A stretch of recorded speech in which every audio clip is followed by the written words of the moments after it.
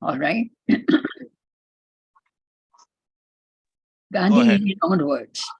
Now, this is his speeches, articles, letters, conversations, and some of the excerpts from the telegraphic exchange between Gandhi and other world leaders, one way or the other. Not that the others replied to him, but what he said. So he, in his own words. So most people who know Gandhi, and they are saying that Gandhi ji, Mahatma ji, he's Purnavatar, and the whole thing. That is hearsay. Somebody wrote a very nice narrative about Gandhi, and people believed it. And this is gullibility. But then there is a perceptual um, image that Nehru created. He was dead out of the way. So he thought this is one way to use his assassination as a tool to control Hindus. In fact, finish them. That was his motto. And then there are people who have not even heard anything. But since because he is Mahatma Gandhi and 2 days are holidays, on his name, and his picture is on the uh, Indian currency, and you see, so narrative, perception, hearsay, that is the sum total of what people know about Gandhi.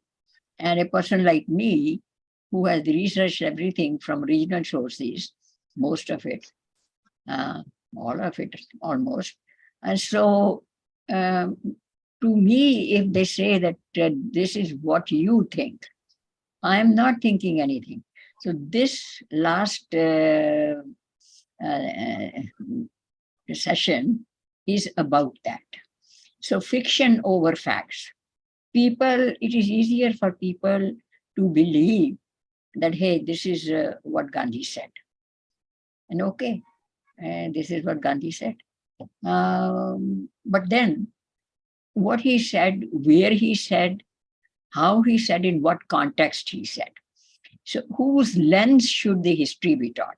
Because he's part of a crucial time span in the history of India, where a lot was happening in a very quick sequence.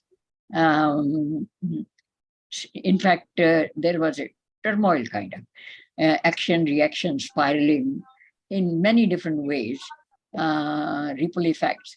So it is a very important 100 years in the history of India. And we are not prepared to know how we perceive it, how we know what was he really like. So we are just looking at the lens of Nehru, Congress, and whoever. So, so my first question to everybody is, whose lens should history be taught? It should be taught through the lens of his own sayings.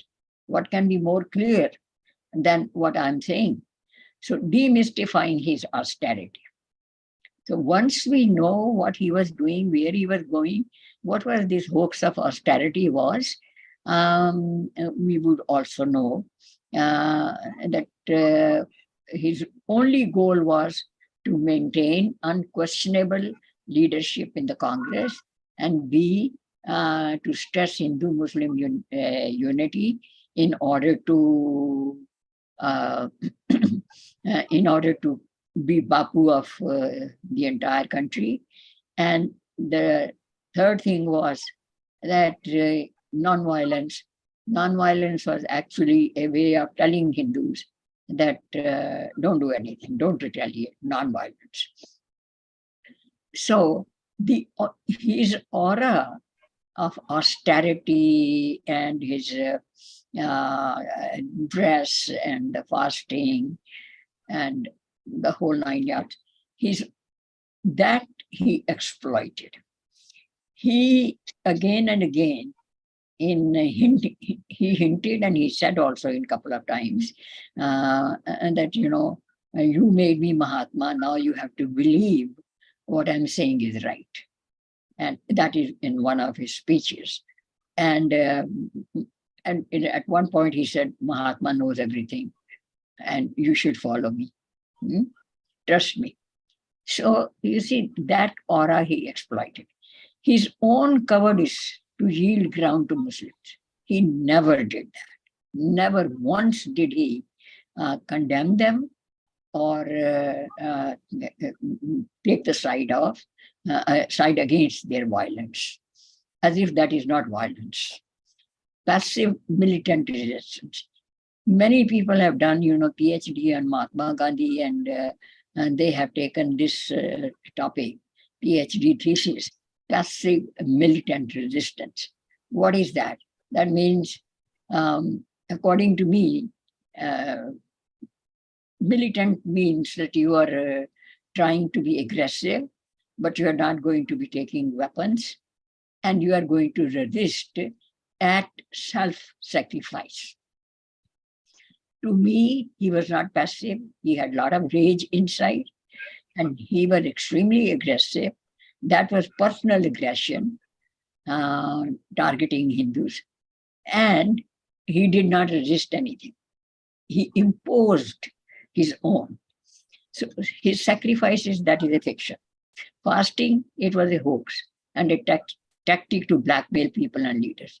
Actually, the last fast that he kept in public view in Birla Palace, after 2 days, he was almost done, you see. And the previous dialogue, why he kept that fast?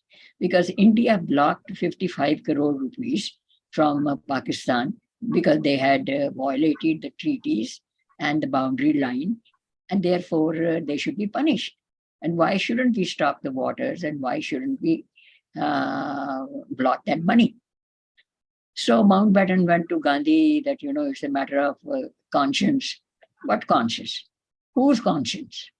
You see, rulers have no conscience, and those who are ruled, their conscience is crushed. So this was really a hoax. At other times when he was fasting, he was in isolation, that I am not allowed to talk and I'm not allowed to appear. So who knows, he was fasting or feasting, let us put it this way. So, but this one was in public view. And Mountbatten said that to Mahatma Gandhi that only you can persuade Patel and Nehru to release that money. And Gandhi said that I only have one weapon. And this is very important. These are real words. He said, I have only one weapon, that I will go on fast unto death. Isn't that blackmail? That is blackmail. So this is what he said, that I'm going to do the fast unto death. And I'm sure Nehru will yield. And sure enough, Nehru yielded on the third day. Nobody wanted him to kind of, die. So Gandhi, at the same time, he had no knowledge about Vishesh Dharma.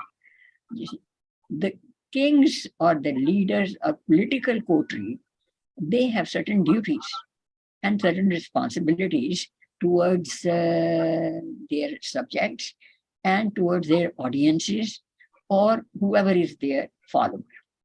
And that is to be honest, and that is to be following the Rajniti. In English, we would say laying down political philosophy in a scientific way, setting down agenda, and proper implementation, policy implementation. This come in the Rajniti, and shortly it is called also Niti. So the bogi of Ahimsa Paramo Dharma. This is the overview, and each speech will clarify what I was trying to say. On December 26, 1929, he did the boycott of Roundtable Conference, and he also boycotted Simon Commission. And there was processing, Simon Commission, go back. And this is his exact language, you see. And there are going to be several paragraphs. Probably the best thing is to read from the book, or many of these things are in public domain. Nothing is to be gained in the existing circumstances by the Congress being represented at the proposed roundtable conference. You know, nothing is gained. Everything was to be gained. Their stand was to get Dominion status, and the Prime Minister had already agreed that we will give it, like we gave to Canada and Australia. And Motilal said that we should agree to that. Whatever comes, let us grab. But no. Instead, he said that I only want complete independence. We are not ready for complete independence. Today also, we are not ready for complete independence. So his directive was to boycott provincial election because that was part of the Dominion status. Self-rule. Make the Congress policy consistent with the change of the creed. This is what he said. Make the Congress policy consistent with the change of the creed. What creed? In other words, it should appeal to the Muslims. Declare complete boycott of central and provincial legislature. Why should you do that? This is a God-given chance for the Congress to test their wings. Are they ready for self-government or not? And in any case, it would have given them a nice experience.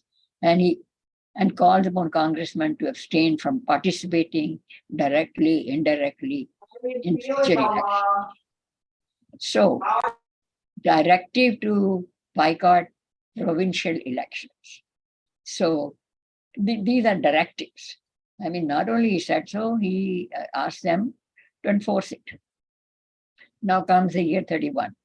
And I'm not, it is a very condensed kind of thing. He suggested Dominion status, Gandhi Puran Samraj. Instead, he took a diversion. You see, when he failed in some kind of agenda, then he, to remain in limelight and in the public eye, he would change his strategy. Suddenly, from nowhere, Salt March came. Okay, and then the first march was to the sea, as I mentioned in earlier sessions, and nothing happened. They went, they made some salt, came back, and the British did nothing, and they did not obstruct him. But after that, he said that they should go and stop the salt factory from making the salt. That was a British government factory. And that was considered a real threat. And he said, let nothing be done in contravention to the authority vested in me. I red light it. Vested in me by the Congress. What does that mean? That he is a dictator and he is given sole responsibility for making every decision. And then he says, but once I'm arrested, the whole responsibility shifts to the Congress. In other words, as long as he lived, it was his word or total silence. Okay. In that short march to the factory, he said that you are not going to raise even your hand to protect yourself from lathi charge. And many people died. That was a real tragedy. Those were sacrifices. So he sat on the judgment of Shri Ram. One day, they said that, do you have something to say about Ram Navami? I mentioned it before. And this is a long, it is condensed. Of course, it is longer than this. Many times he wondered how Rama slew Vali. It could be called, and how could he be called perfect one? I too come across many such questions. I'm amused What great achievement is there in having slain someone by fair means or foul? What does that mean? If it is by fair means, wars happen. If it is foul means, that means that in war and love, everything is justified. So, what exactly was the meaning of that? Or to have destroyed the 10-headed Ravan, if ever there was one such. Now he's putting it out in the mind that the entire Ramayana probably was not a true story.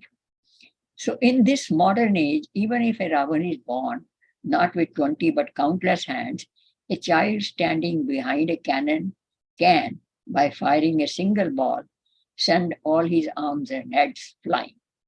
We would not regard such a child superhuman. In other words, what Ram did was a childish kind of, Superman stunt. We would look upon him as a big monster. I believe that we don't wish to acquire the strength of a super monster. And he applied the similar logic to Shri Krishna. The question arises, when is violence justified? He said. You see, somebody asked, when is the violence justified? If you are talking about Ram and Krishna, that they use violence or exhorted to use violence.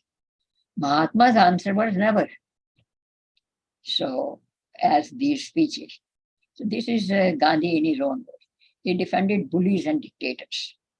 In war and violence, he defended bullies and dictators.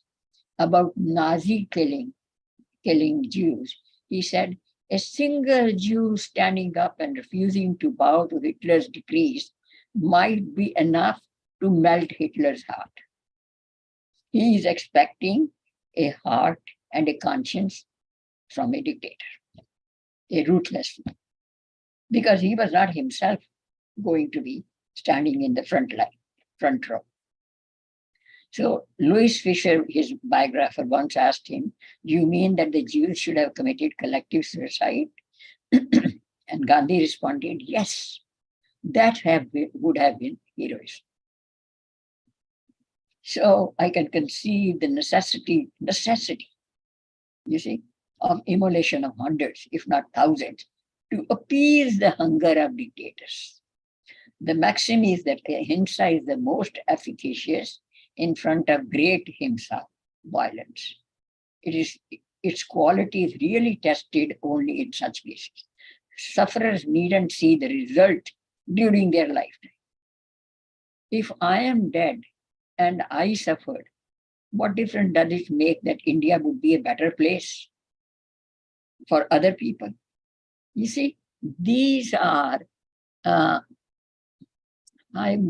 don't know. I mean, in any other circumstance, I would say these are ridiculous kind of spinning up nonsense. But here, the implications are extremely disastrous. And once he advised to Hitler, this is his advice. My friend, will you listen to the person who has deliberately shunned the method of a war and not without considerable success? When was he successful? When was he successful? By shunning the method of war. Muslims did their job, Hindus and Sikhs died, women were raped. Where was the considerable success in all this? So his sermon to the Viceroy of India was the same about the merit of ahimsa. Let them take possession of your beautiful island. If Hitler chooses to occupy your home, vacate them. If he doesn't give you free passage out, allow yourself, man, woman, and child, to be slaughtered. This is he telling Lilithgo. And Lilithgo, when he heard this, saw this telegram, he said loudly that is he insane or has he become senile? Who would give this kind of advice? And Lilithko once said that please do not come with your advice. British is fighting for their survival, and we know how to handle.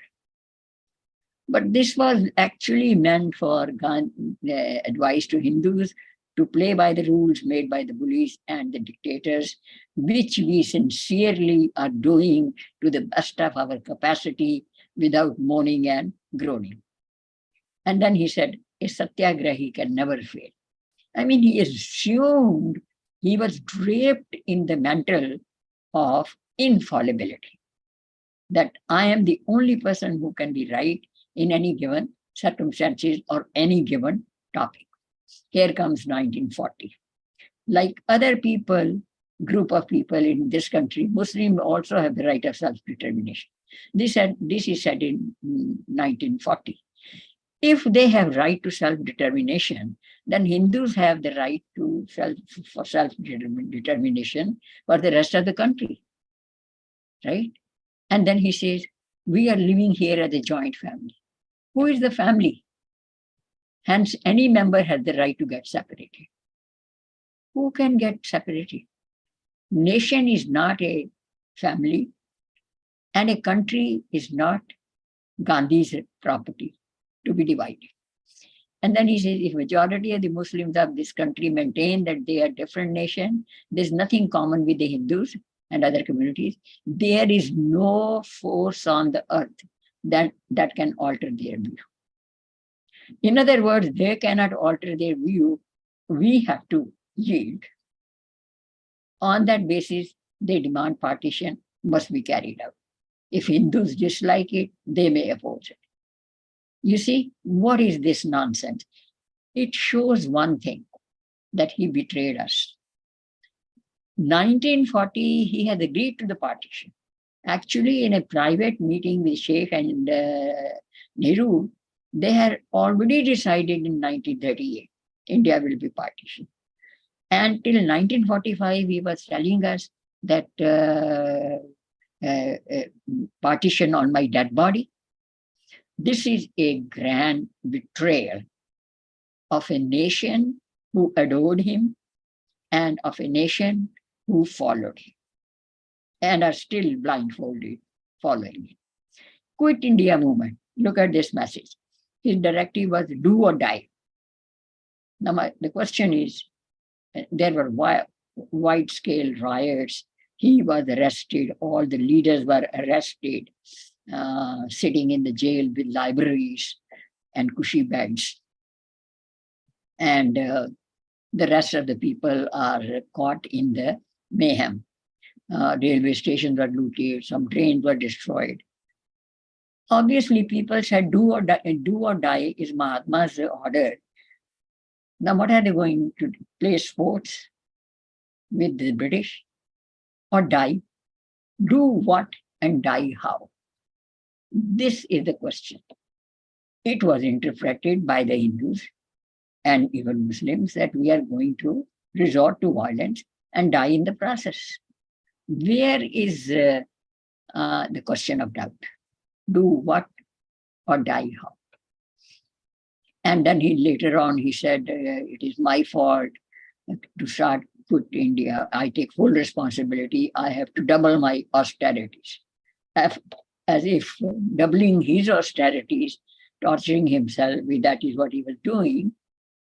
Then that means that he's creating a vote bank to atone the sins of those who did something wrong.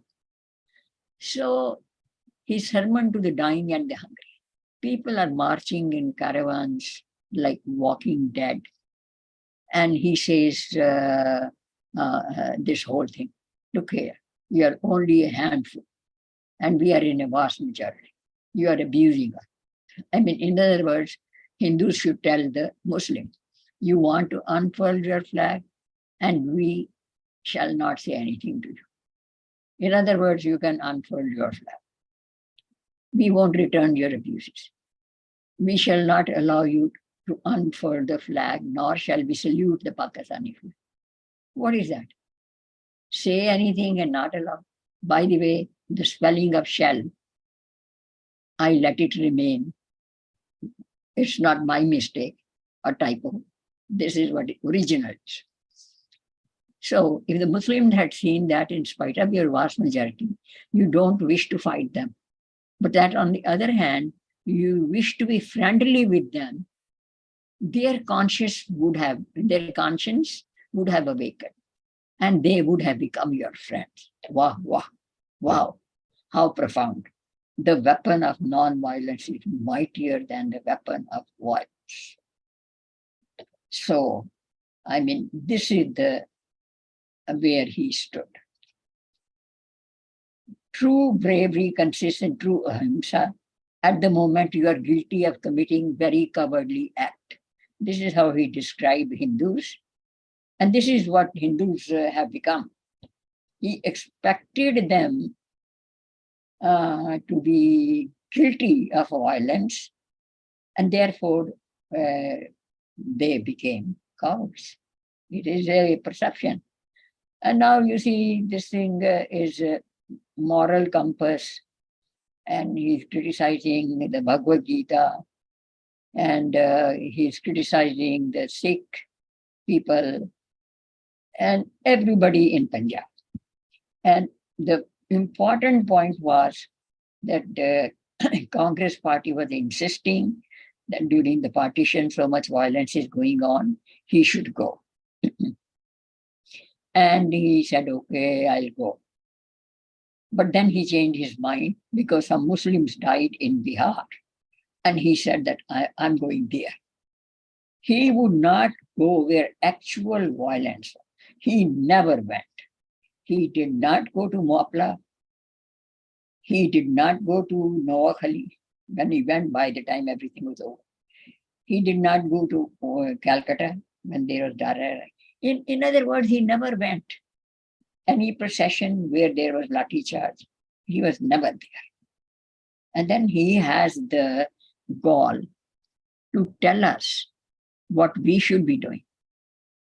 So he said that every Hindu and every Sikh should resolve that he would die but never kill. Master Tara Singh says that Sikh shall kill. In my view, what he says is not proper. He should say that if they don't get what they want, they would die for it, even if they may be the only handful, and rest only when they had achieved their goal. He should not talk in terms of killing. I needn't go to all the way to Punjab to say this. In other words, he was going to say it, that I am not going, and this is the reason I am not going, but I'm telling you to face the death with open arms and gleefully. So this is the long and short. More of the same. Let's not be afraid of dying. He was the one who was afraid of dying every minute of the day. If we are to be killed, would we not rather be killed by our Muslim brothers? If a brother is killing me, he is no longer my brother. What is this kind of nonsense? Would a brother cease to be a brother because he has changed his religion? Most decidedly. He's not my brother. Moreover, do we not indulge in the same acts as they do? What have we not done to the women in Bihar? What did they do to women in Bihar? Nothing. The Hindus have done it, which means I have done it. You see, it's a matter of shame for me. And then March, I gave a date. A mosque was damaged. And this I also consider to be a devilish act. It is no justification to argue that the Hindus should damage the mosque.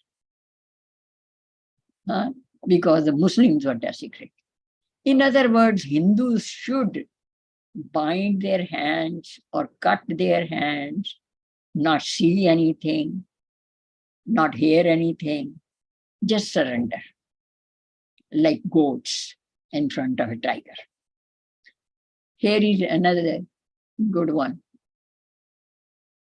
20th June. Whom are we afraid of? Sermons. The Muslims, if they become devils, first they were brothers, now devils. Let us become men, then they will also become men. this is a laugh.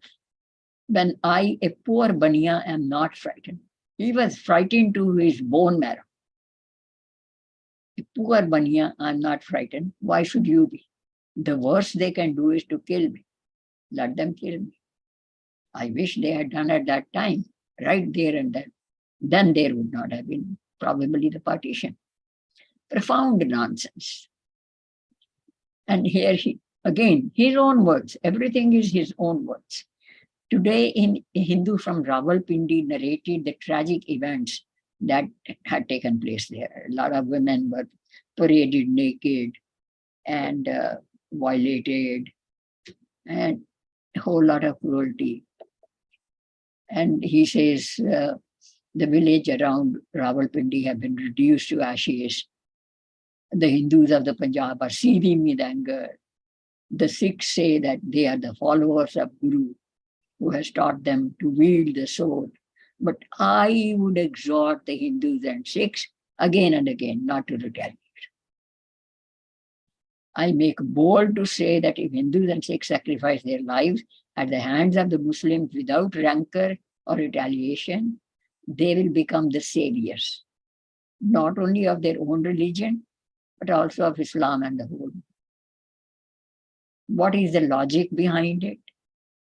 And if we have already given our life, what difference does it make? Our religion benefits, or the followers of Dharma benefit, or Islam? Who cares about Islam and other religions of the whole? Who cares? So this is pure. I couldn't find a better word than profound nonsense. Then he says, if an eye is taken for an eye, the whole world will be blind, which is quoted so many times. Untrue. The whole world will only be half blind, because you have taken an eye of a Hindu and a Hindu has taken the eye of a Muslim. So he is half blind and the other one is also. But even that will not be allowed to happen, because after one such incident of retaliation, they would stop. Bullies only understand the language of dand. Niti says your ultimate weapon is punishment.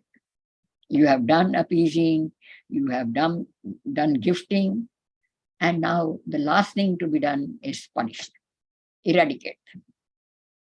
And Chanakya at one point picks up a weed, which was thorny weed, and told Chandragupta when he was just about 10, 11 years old, that if there is one ankush, needle left in the grass, that will choke the entire grass and will be a thorn in everybody's feet. That is called niti. Did he ever do course correction? This was a question somebody asked me recently. He did not. Because if you don't understand what is the problem and you are countering the problem with the problem, how can you be finding a solution then? Using same game plan, expecting different results, is considered by normal people as insanity. Doubling his austerity, how does that matter? You see, it is like saying that if the doctor fails in the treatment he's giving, he must double the dose. How does that help? So Gandhi is kept now as a Mahatma on the pedestal, on artificial respiration for Congress to cow down Hindus. So reign of the insane versus reign of the arrogant, self-righteous, living in a fool's paradise. The reign of the insane was Gandhi, reign of the arrogant, self-righteous, living in fool's paradise was Nehru. And this is the last joke, I think. Gandhi thought, first he decided that it should be Tiranga. Then he decided that on top, in a left-hand corner, there should be Union Jack on the Indian flag. And green should be on top. Why the green should be on top? Because green is the color of Muslims white is the color of Christians, and saffron is the color of Hindus. That should be on the bottom. In between, there should be charkha, the spinning wheel, and in the corner, it will be the Union Jack. And of course, Ambedkar and everybody voted against that. He says, why Union Jack? Aren't we free now? And Gandhi said, they were kind masters to us. If they were kind masters, then why be fighting with them? Let them continue. In fact, probably in the long run, India was given to the Congress people as a matter of transfer of power, as if they got a gift to do whatever they wanted to do with it. So these kind of sayings, I tell you, literally, when I was researching, I felt sick. When I was writing this presentation, I felt sick. Gandhi set up an impossible, unpractical parameter for the behavior of Hindus and made them indecisive about their choices. Hindus have not recovered their self-esteem. A consequence of being faulted constantly. If a child is scolded constantly, that child would start believing that he's a failure. So it leads to self-abnegation, forced by a higher living God, made them helpless and inert, suffering under institutional dystrophy. This means that not only the Congress made them cowards, but all the institutions, communication, education, political institutions, social, everything made Hindus cowards and helpless. They became cognitively disabled to recognize the danger. You see, even an enemy knows instinctively or by reflex action that there is a danger and make a brave or bold choice. But no, we had to be three monkeys rolled in the fourth one. So three monkeys, Hindu should become one monkey who has the qualities of all the three monkeys. And that fourth monkeys are living, known as Hindu majority. They are like, they met the enemy, the lion foe. They heard him coming, recognized him, closed the ears, then walked away from him, hoping that by ignoring their resistance, enemy will vanish.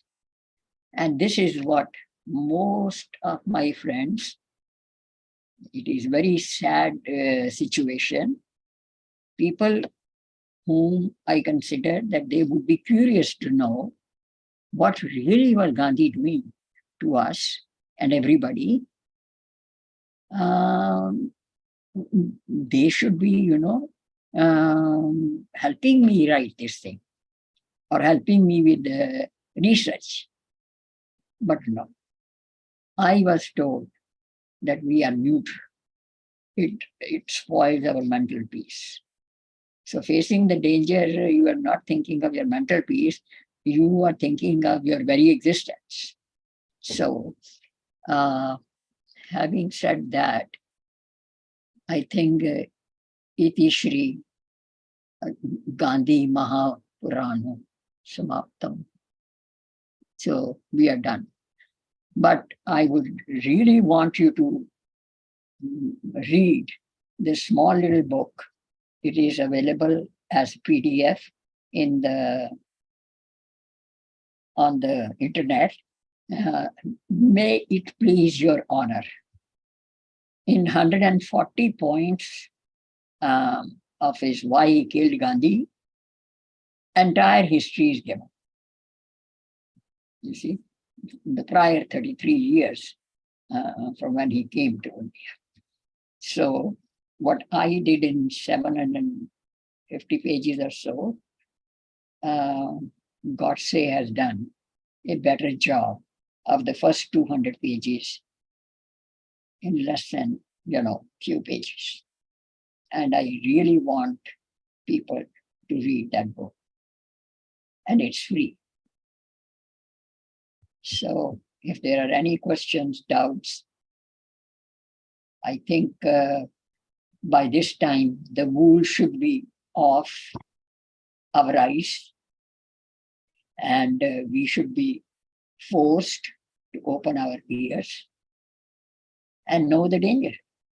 If you cannot protect yourself, how can you protect your family and your friends and your village and your nation?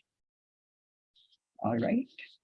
Thank you very much for listening and for all these, I think, 20 sessions.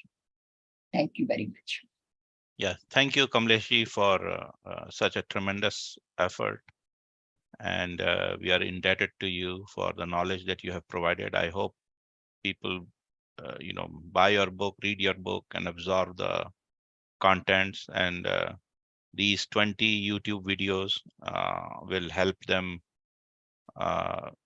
with that knowledge that they need. So thank you very much.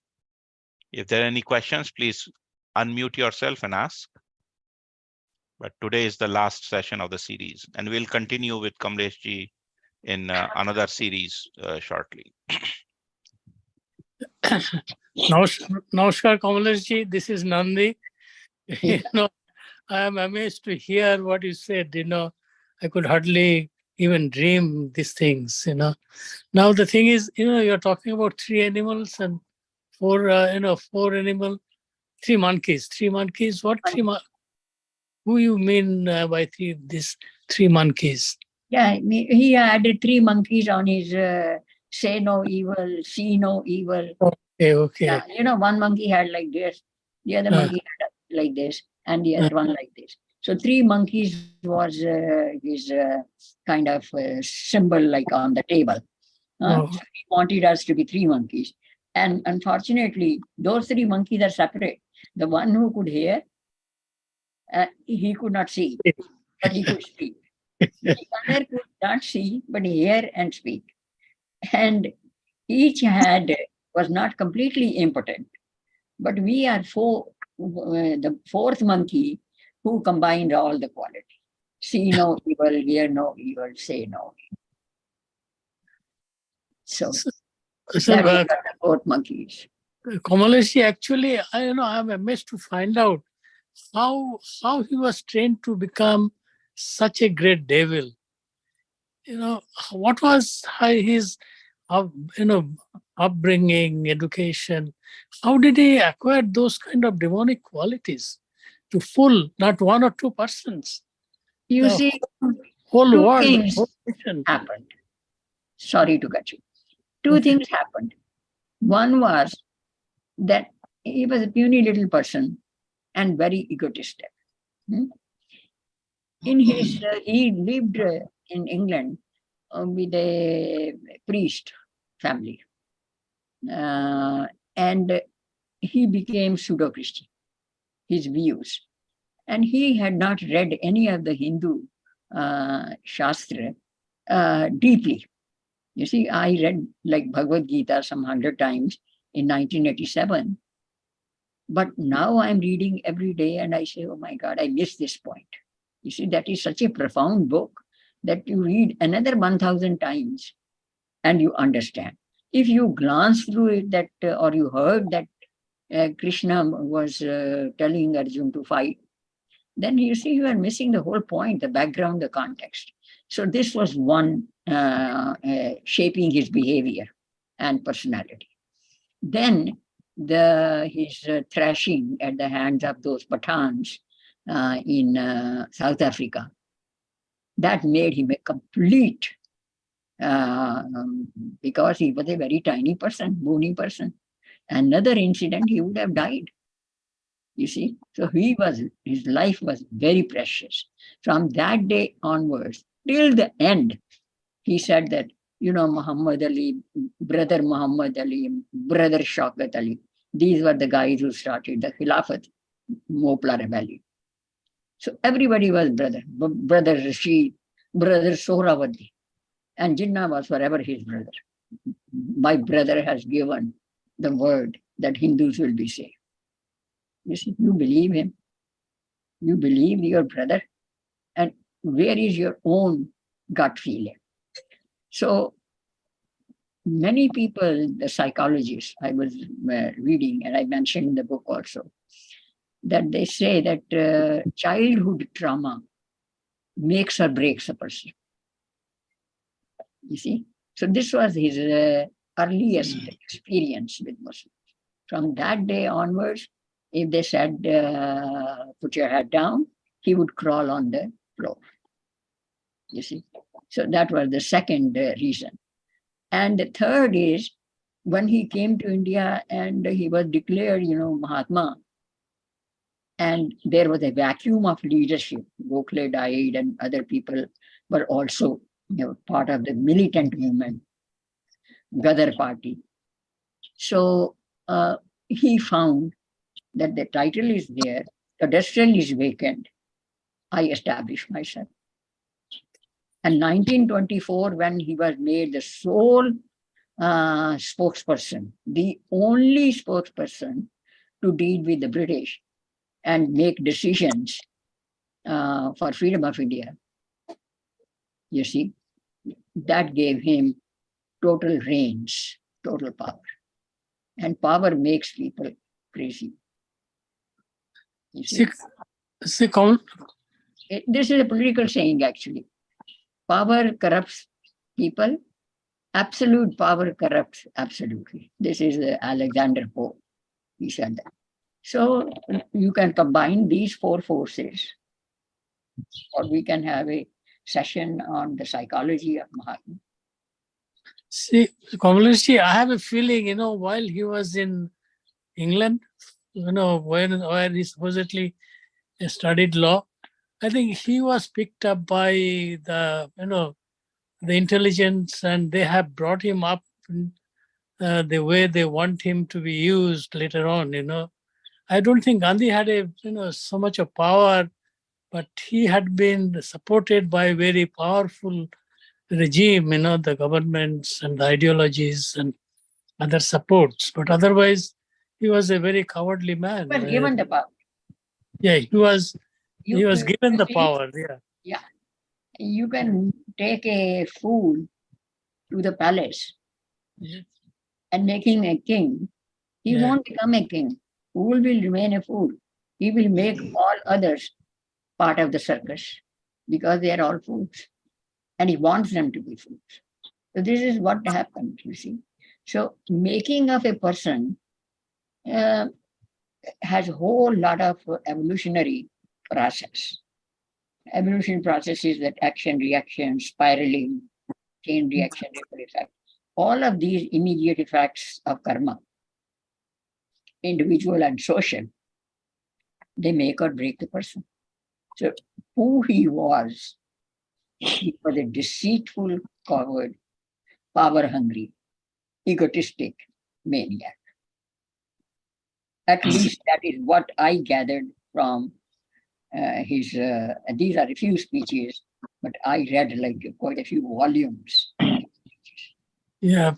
See, this is what it is. Actually, he was demonic, not by his maybe own nature, but he was made into a demon because of the support and the power he has been conferred by other, like British and Islamic movements and, those. It was just a combination of factors.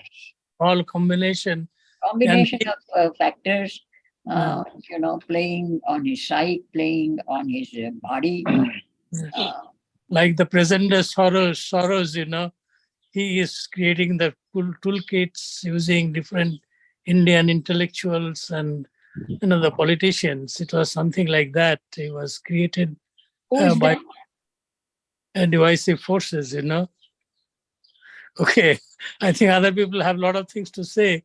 So thank you, Kamlesh ji. I am so grateful that you have exposed the myth, so eloquently and so much of your time to do that. I really very much appreciate. Thank you very much, Kamlesh. Hope to keep you in touch with you in Any future. other person, please? There is one. Yeah, Auntie, this has been a very informative, very educational for me. I was already feeling like growing up in India and getting indoctrinated with Chacha Nehru and Mahatma Gandhi and this and that, right? Yeah, but I think after coming out, I started seeing them in a different light and slowly realizing how he was a friend of Britishers. Even when we saw movies like Udham Singh and Bhagat Singh, we started seeing the other angle. But I think your book totally exposes the person that he was. But I guess my question is, how did the other people like Hindus? So I can see why British were supporting him. I can see why Islamic movement was supporting him because he was helping them. But how come Hindus did not see his fraud and rise against that? Or Hindus see it now. Exactly, exactly, Yeah, Kamlesh. That is your answer. I took yeah, 20 it's late. years Yeah, to compile yeah, it. yeah. Are they talking about the book or what went wrong? We are still the same, who Yeah, believed in him perfectly. exactly, exactly. In fact, in 1950, they make a movie, Das Avatar. And we all went to see. Dasma Avatar was Gandhi, up to Krishna and Balram. The 10th avatar was, and they showed in India the map and Gandhi standing in between. So, if we are still blindfold, you see, Exactly, exactly. there is a saying in Hindi and probably in English also, you can सोए को जगाया जाता है, जागते को कैसे जगाओगी? Exactly. So Look, the bottom look at line. this. And the Hindus are still not waking up. They are Yes. still exactly the same. Right. Follow the leader or criticize each other. Yeah, look at these people, Hindus for human rights. What they're doing is unbelievable. And it is not that, in the time of Gandhi, it was the same thing as now. So this is very, very pathetic for Hindus. Hopefully, with Kamaleshji's book, people will read and try to understand, what they missed. Well, if the entire country is not willing to spare 20 minutes Right. to listen to this, you expect them to read the book. Yeah. Well, I already bought 3 copies to give to people. No, I understand. But what I'm saying, Yeah. that it is a matter as existential Right. to the nation called Hindu Right. and to the Rashtra called Hindu. Right. If they are not awakening, what else? You can throw them in the pool, but they will still not, you see. Yeah. So it is, I'm not going to speculate and spoil anybody's mood. I think we still, we have a renaissance going on. Let us have a positive note. We have renaissance going on. There is one person who took the responsibility of making India what it had always been, and the world recognizes, and we hope that this will continue. Yeah, actually, Kamaleshji, you remember we started that WAVES conferences since 96. When I have been attending all these conferences almost, Gurudev Sharmaji started with the idea that he will create a big change by incorporating, say, the historians or intellectuals, 50% Indian and 50% American. It was going on up to 2018. I attended that one. Yeah, but the thing is, then COVID hit, and then everything became Zoom. No, but They you have know, not resumed in-person conference. okay, no, what I'm saying, considering, the situation at that time, say back in 1996, 98, compared to that time and now, I see there is a lot of change in the ecosystem, That there is is a lot. So hopefully this will be kind of accelerating, with our great Prime Minister Modi. He has put everything in so much perspective. Now you can at least freely criticize anybody you want, but yeah, before, but you know, Can I say something? there is a Punjabi saying, uh, why he's facing so much of backlash and so much of, pulling the rug from under your feet. I think it is Haryanvi language. झूठे को झूठा मिले, झूठे को झूठा मिले, वाह वाह वाह वाह करो. Everybody will be, agreeing with each other because Right. they're not jhutas, liars. झूठे को सच्चा मिले, तुरंत लड़ाई होए. तुरंत लड़ाई होए. Right. Yeah, yeah. Am I being heard? Can I say something? Ji, Yes. Hello. Yes. anybody else? Hello. No? Hello. Yes. Am I being heard? Can I say something? Yeah, we can hear you. Yeah. See, my name is R.K. Khosla. I am a brother of Kamlesh, and we are almost of the same age. Ever since I heard the name Partition, the legacy of M.K. Gandhi, I was so keen to buy this book, and I waited for it for about 6 weeks to get it, and then read word by word. More because I was also able to know what was happening at the time of partition, right from say August or even April, June, when it started, and when we were got shifted, and then so on and so forth.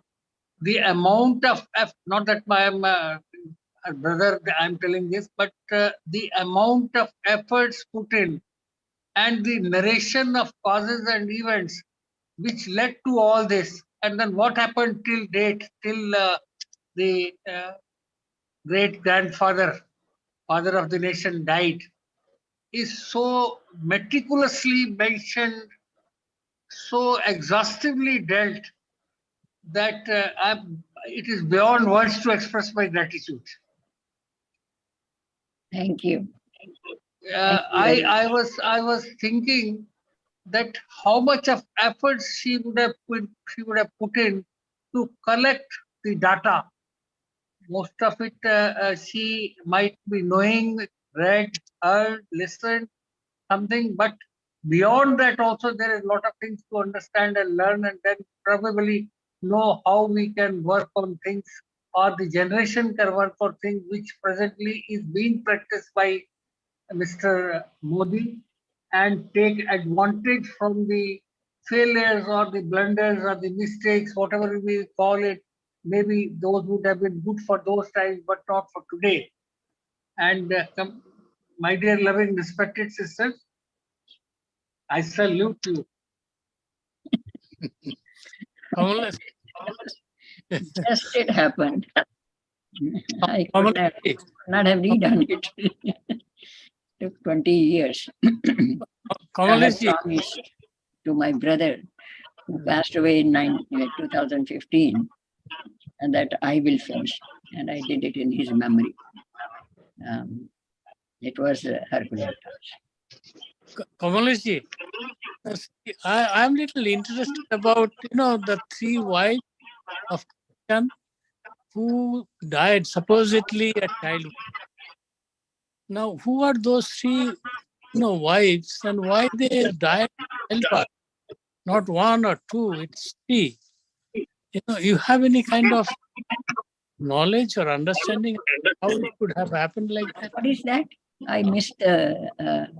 No, I'm saying that this Gandhi's father, Bharat Oh, yes, yes.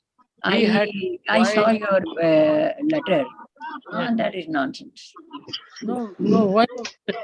When He you get was the son of Karamchand Gandhi, who was a Butchi in a Riyasat, and Putli Bai was his mother.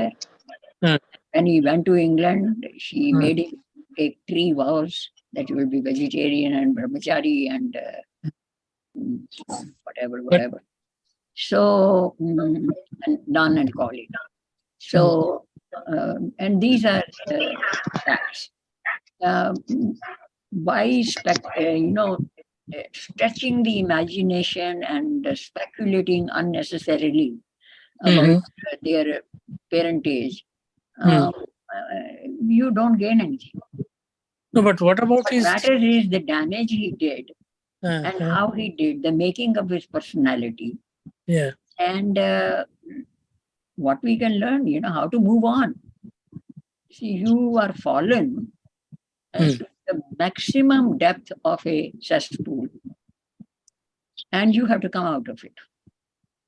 And you cannot use the same old logical methods which have brought you in that. You can salvage.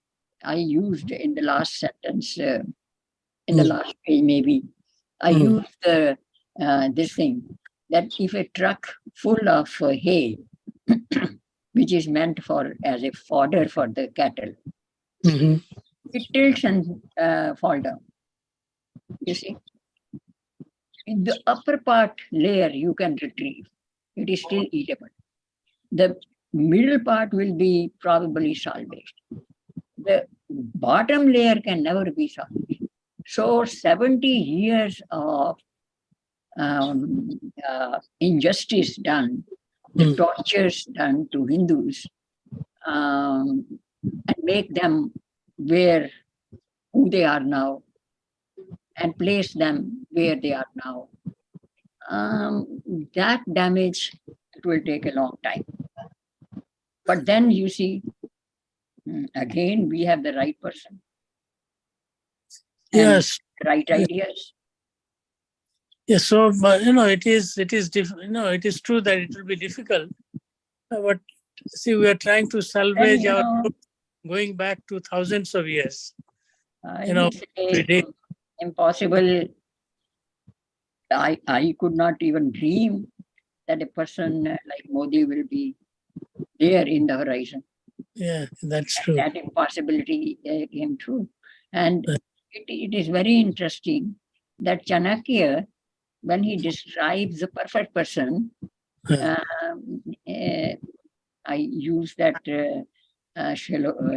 is Sanskrit 4 lines.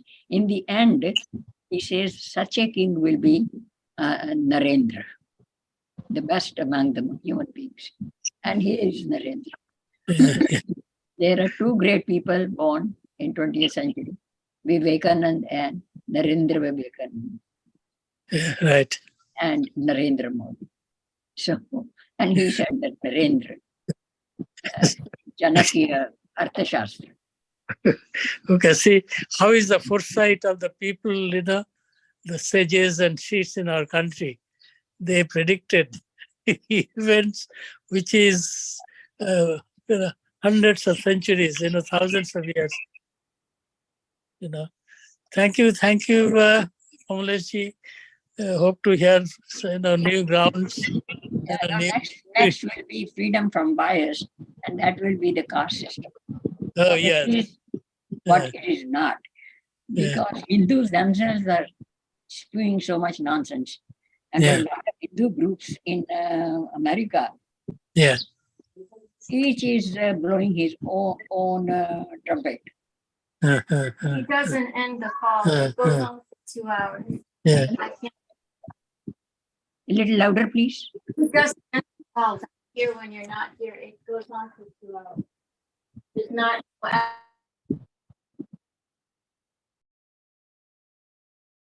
Didn't hear. Yeah.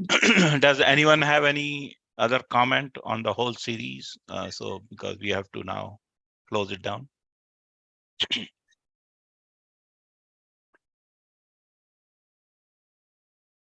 Okay, I think, so we'll we'll end the series today, and then again next will be the topic. We'll circulate the invite. Hope everybody can join. So Kamlesh ji, thanks on behalf of Hindustan Republican platform, and it has been a privilege to host you here for the book. Thank you very much. thank you very much. Namaste. Jai Hind, namaskar. Jai Hind. Namaskar, Kamlesh ji. Namaskar. Wish you all the best. Hoping to see you in the